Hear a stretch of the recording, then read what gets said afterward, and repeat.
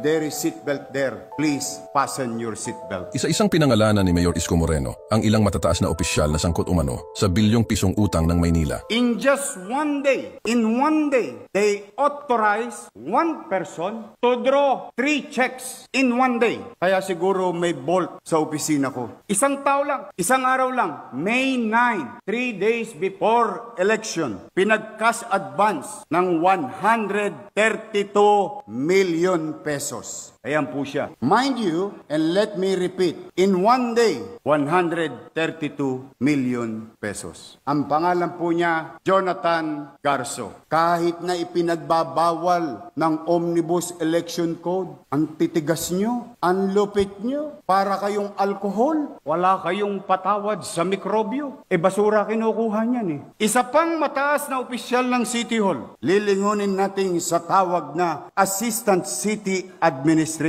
Nag-transfer ng malaking pondo from General Fund patungong Trust Fund. Yorme, wala naman pong masama doon. Nag-transfer lang pala. Anong ibig kong sabihin? Gumastos ng 683 million sa Trust Fund at bawa. Hindi tama. Hindi otorisado. Nung mapubuking na, inutusan mag-transfer from General Fund upang ibalik sa Trust Fund. Ang pera, 683 million pesos. Ayan po siya. Joy Dawis Asuncion. Anong buwan? January to March. Nang walang authority. Ibig sabihin, winawaldas natin yung trust fund and the basic concept of trust fund, that fund has dedicated or merong takdang gamit. Nagalaw. Kung saan ginalaw sa mga manonood, pumanatag kayo, aalamin po namin yun. Sa kasagsagan ng eleksyon, isang empleyado ng City Hall, ang pangalan Fernan Bermejo, nag-cash advance ng 641 million pesos, Councilor Jong Isip. Kasi baka nagtataka kayo, bakit walang pambayad sa 10.2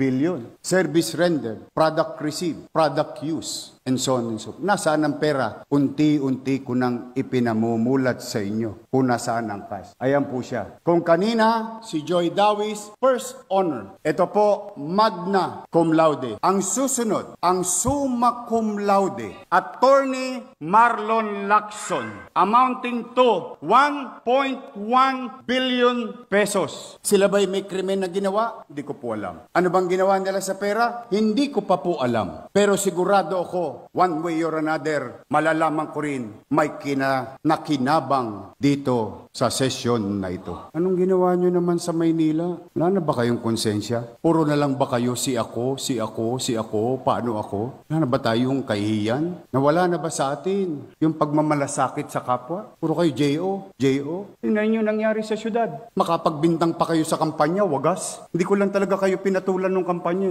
Bakit? Ipinagpasa Diyos ko. Bakit ipinagpasa Diyos? Ang hirap ng paliwanagan, ang taong nagtitengang kawali. Salamat naman sa Diyos. Awang-awa ko. Totoo lang. Magtatatlong linggo na ako hindi mapagkakatulog. Paano babangon muli ang Maynila? Sa 10 bilyon ang utang natin. Ang pondo natin, 20 bilyon. At the rate we're going, our PS services amounting to 60% of what? Of 20 billion? That's 14 billion. And you still have about 6 billion. And you have a bayarin at 10 billion. How can we operate? To these individuals, whether you are still in the City Hall or not, I'm ordering you to submit your truthful liquidation report in accordance with the government rules and regulation. You know the drill. You know the consequences of what you did. Para po sa kaibuturan ng ating mga kababayan. Pumanatag kayo. Baka maitanong nyo dyan habang nagko-comment kayo sa Facebook. Anong gagawin sa kanila? I already stated it. We'll just focus on first things first. The garbage crisis, the peace and order of the city, and we will go after them.